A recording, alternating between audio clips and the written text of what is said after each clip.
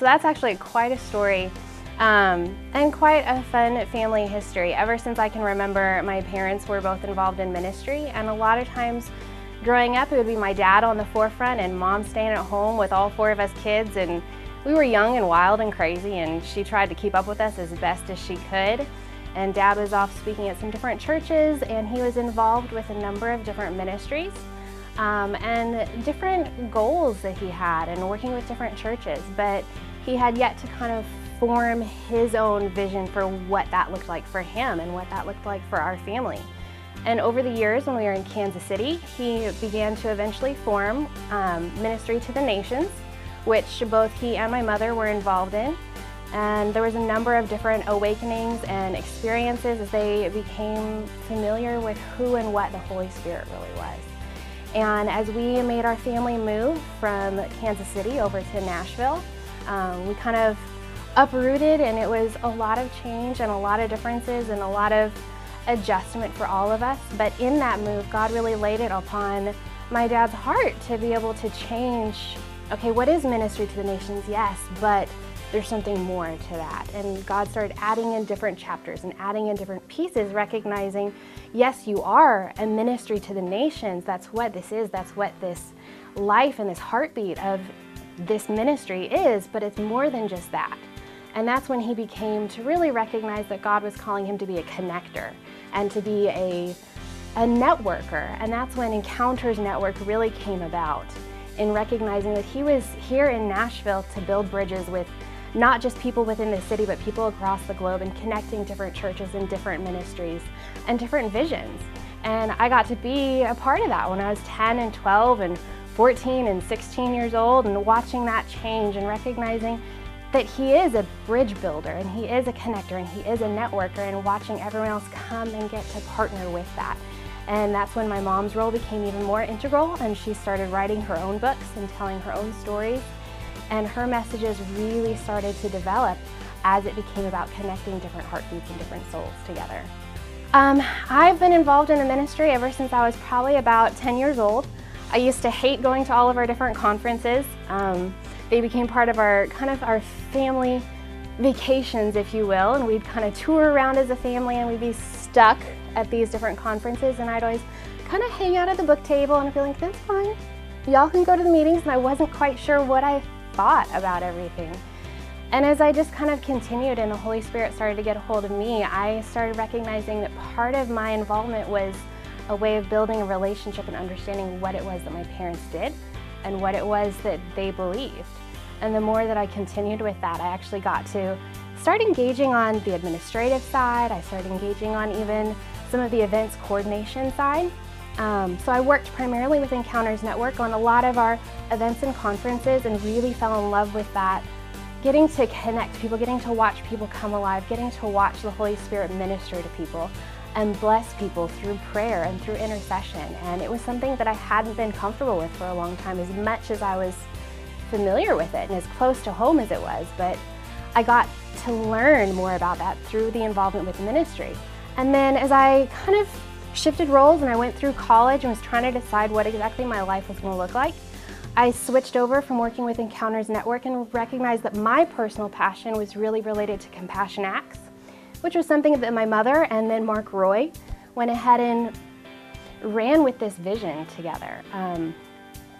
It was really about becoming the hands and the feet of these prayers, and that intercession is wonderful and intercession is beautiful, but there also has to be a point of action, and there has to be someone who's willing to go on those front lines. There has to be someone that's willing to go out there where it might be scary, or it might be overwhelming, or unknown, or uncomfortable, or dirty even. And so with Compassion Acts, I started becoming involved. I actually skipped my senior trip in high school and went on my first missions trip with my family, and we went to Mozambique for the first time. And that's when I knew that Compassion Acts was something that I had to be involved in. And it wasn't an option, it was something that my heart really longed for. And ever since then, I've become a number of different things with Compassion Acts. I've been able to plan and coordinate a lot of our mission trips together with Mark Roy, and we've traveled across the globe. We've brought a number of different projects to different areas and be able to reach a lot of different people this way. The heartbeat of Compassion Acts is really found in kind of the merging between the Marys and the Marthas. And it's a beautiful relationship because there's always going to be this tension that's between Mary and Martha.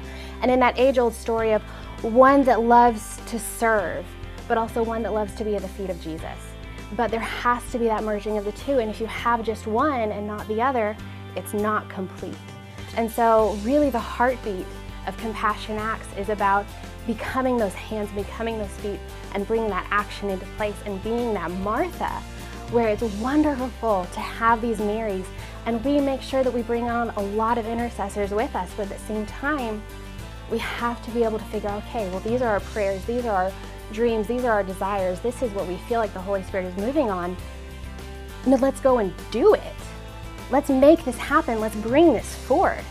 And that's where we found a lot of energy was there are so many people who are so hungry to make something happen and to be that difference. But if we didn't have those intercessors, then we'd be lost. And so we have to have that merging, and that's the heartbeat of Compassion Acts, is the Marys and the Marthas. Encounters Network and Compassion Acts have a unique ability to bring evangelism to the forefront in a completely different package than what it's used to being seen.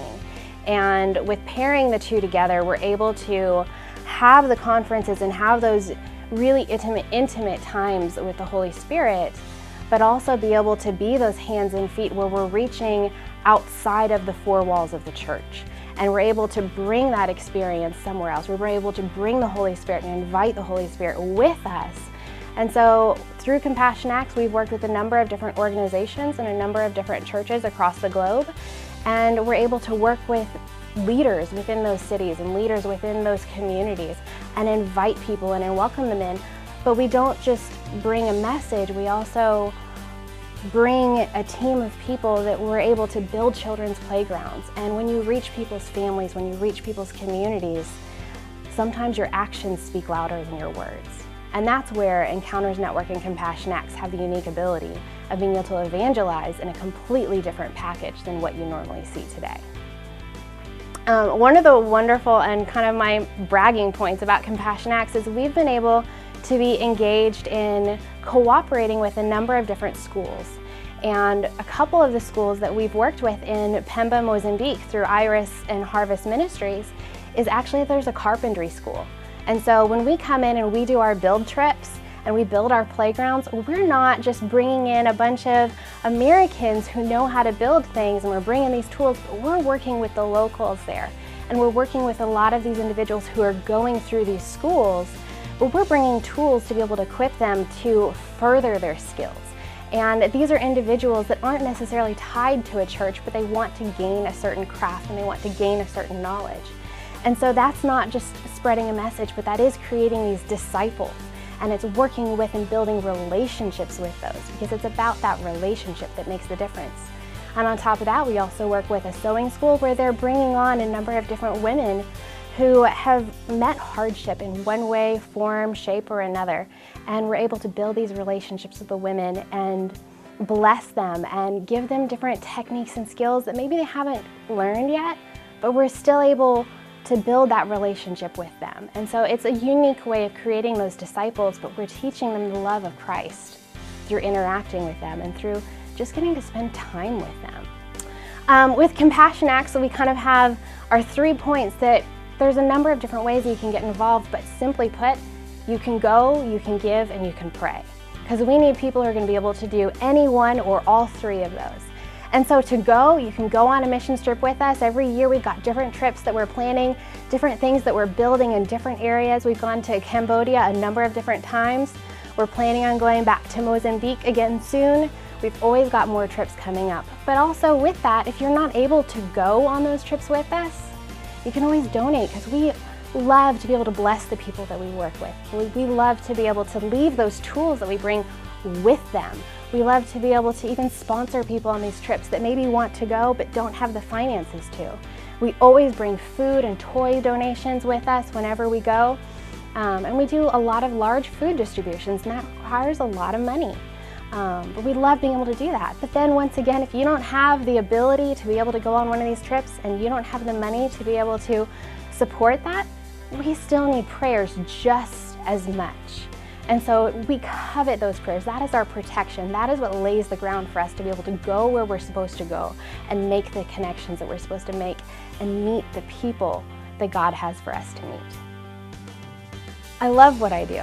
And I remember when I was somewhere in elementary school, I think I was in 8th grade, someone came to my geography class and she told me, you know what? It's not about how much money you make. I want to make sure and tell you this. It's about finding something that you love to do, finding something that makes you happy. And ever since then, I've really kept that in mind. And there's something about Compassion Acts that is just amazingly intoxicating. And there's this love of the Holy Spirit that just flows out of you when you're involved with Compassion Acts or something similar. My heart comes alive when I'm able to engage in this.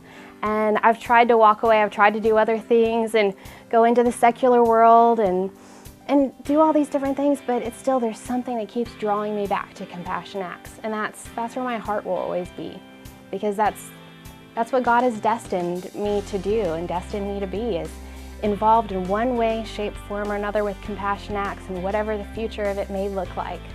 But my heart is with Compassion Acts. I remember years ago when I was sitting in a prayer room with my mom, and we were there with a couple of other interns that were there, and we had Marcus Young and a couple of other people that are on our board, and we were just really praying about what this was, what this thing was. We had this idea, we had this goal, we had this heart for something, and we were praying through it and interceding through it, and all of a sudden, it hit everyone like this lightning bolt.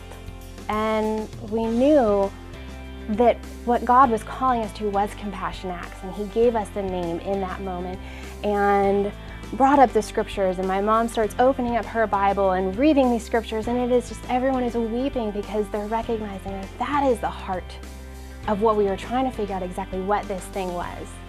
And we don't have my mom today. And those precious memories that I have of her, that's part of what Compassion Acts is, and Compassion Acts will always be, is it's rooted in someone that has such a deep, deep love for family, for connection, for blessing, and for favor, and for mainly that relationship with the Holy Spirit.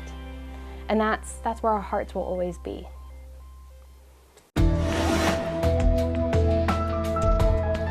If you know of a ministry that we need to know about, please give us a call, 888-641-8606, or take a look at our website, revelationstv.org.